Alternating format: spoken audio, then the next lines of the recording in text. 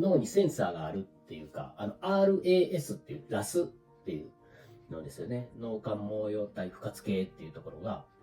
要はもう自分の必要な情報以外を排除するっていう役割があると。で、なぜかっていうと、全部見たり聞いたり入ってって、